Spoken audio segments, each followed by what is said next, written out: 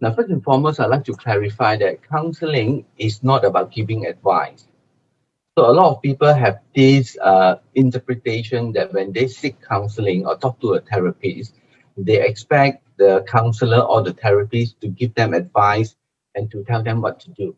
Yeah. The purpose of counseling is actually to walk with the person so that the person can listen to the sound of his or her own voice when he or she talks about the problem, instead of actually letting it sort of like go round and round in the head. Sometimes by talking about it helps the person to understand what the issue is and also to come up with solutions. So the purpose of counseling is actually like a sounding board, yeah, to listen to you, and also yet to reflect back some of the interpretations of what you have just said, and then to explore alternative or possible solutions. But ultimately, it is actually the client who will have to make the decision in terms of what solutions or what alternatives to choose.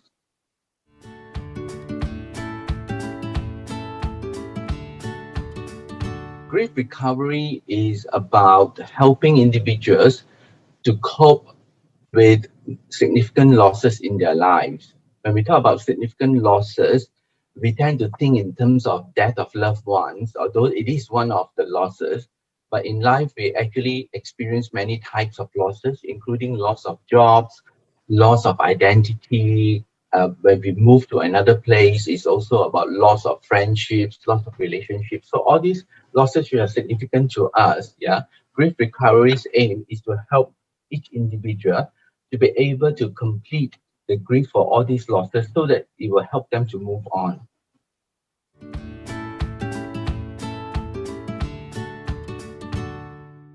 I actually have three careers. I started my career in banking, in commercial banking, and for about 15 years working in a bank. Yeah. And then after that, there was an opportunity in human resources within the bank, and I decided to make a career switch. And I found that I like HR, human resources. Yeah. So I stayed there for 20 over years until I opted for early retirement in 2020. Now, just before I took on the human resources role, I actually volunteered for Befrienders in Malaysia. And that was actually how I discovered counseling. But once I took on the role, I wasn't able to continue volunteering because of my working requirements. But my interest in counseling remained. And as a result, I decided to further my studies in counseling. So that's actually how I sort of like got into counseling from human resources. I was about to complete my master's in counseling when the opportunity for early retirement came up, and I decided to take the plunge and kickstart a third career, which is actually in counseling. It coincides with COVID-19, the lockdown and all, and hence it gave me the idea of trying to start up my counseling practice online.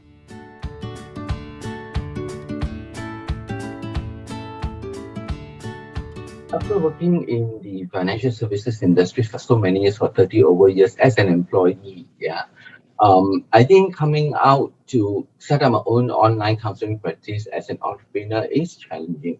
Yeah. Um, I think learning the ropes, particularly during the lockdown, because we were all working in isolation, so it was actually quite difficult to talk to people. Yeah, but and also I think the skill set, right? So being a counselor is one thing. Managing a counseling business is the other. So things like where I find that I need help would be in terms of the digital marketing, social media management, and even system administration and all that, where I had to put in a lot of efforts. Yeah. So I think that it has been challenging, but it has also been exciting, and it was also a very good learning experience. I would, in fact, I approached a friend of mine who was based in Malaysia because I'm based in Hong Kong to help me with social media. My original intention was to actually ask him to help me on a project basis. So in some ways, it was sort of like being a gig worker. But eventually, I asked him to be part of my online practice as a social media editor. And in fact, in the very near term, I might be also looking for a freelancer or a gig worker to help me to make my presentations more creative and more digitally appealing. While I have the contents, I don't have the time and necessarily not the creative skills to come up with very interesting presentations. So this is actually where I would see a freelancer be able to assist me in this respect. And I'm sure there'll be other areas in the future.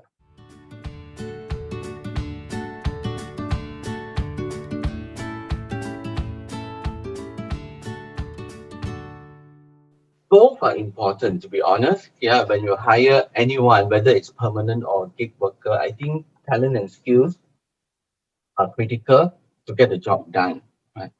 But being trustworthy is also important. Yeah. But I think that at the recruitment stage, or if I'm hiring a gig worker, in order of priority and for practical reasons, I would focus on talent and skills to shortlist the candidate. During the interview or the meeting, I take the opportunity to get a sense of the person's uh, attitude and trustworthiness, because it wouldn't be very nice to actually ask a candidate to do a questionnaire about being trustworthy. Yeah. So, and I think that the real test would probably be during the collaboration, working together. That's actually where it will be easier to determine, right? I think that in a permanent hiring situation, that's what probationary periods are for. Yeah. I suppose that in the gig worker, during the project, during the once the project has started, and if I think that we are not going to be able to work together, then I think that there should be a clause to allow me to exit the contract as well. Right? Or if the project is completed and I feel that we would not be able to work together as well, then perhaps in the future, even though I have got the same requirements, I might actually look for another gig worker.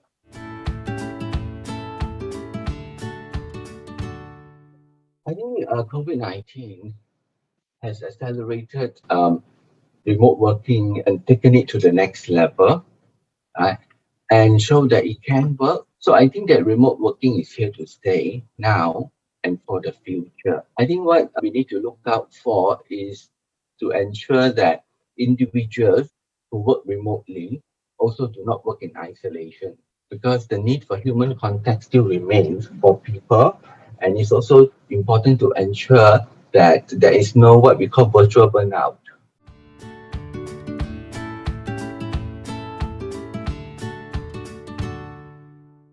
It is true that the millennials and Gen Z has indicated a very strong preference for gig to be a gig worker, primarily because they are looking for jobs that will allow them freedom, flexibility, and choice. Right? However, the gig platform can also be used by other individuals, such as students who are still studying, maybe in the last year, or and they can actually use this platform to try to test the usability and applicability of their skills, and to see whether it works in the commercial world before they even graduate, and it would help to beef up their CV as well. For existing employees, particularly, there's a concern about some of the jobs being replaced by advanced technologies such as artificial intelligence, robotics, and machine learning. They can also learn new skills, and before they transit to a different career, they can also use this gig platform and be a part-time gig worker to see whether the skills that they have learned are relevant to in the current commercial world as well. So and in addition, I think that there are individuals who may have actually left the workforce for family reasons or personal reasons. They can also use this big platform to do some part-time work as well. So I think that it's not just for the millennials and Gen Z, it's actually for everybody to see how they can leverage to use this big platform to help them move forward into the future.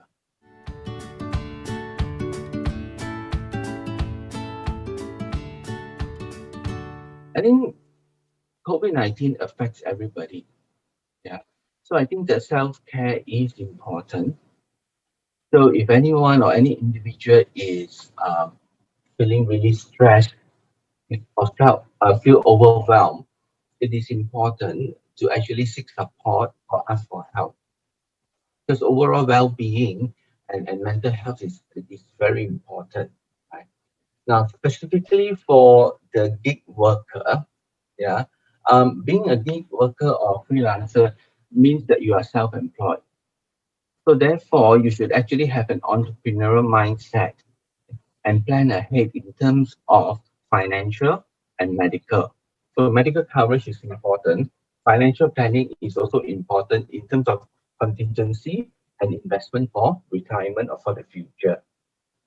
Continuous learning is important for the gig worker because you have to ensure that your expertise, your skills and knowledge is always relevant, updated and in demand. So, and finally, I think that as a gig worker, networking, collaboration, as well as knowing how to manage relationships, they are also important because it will help them get more assignments and all.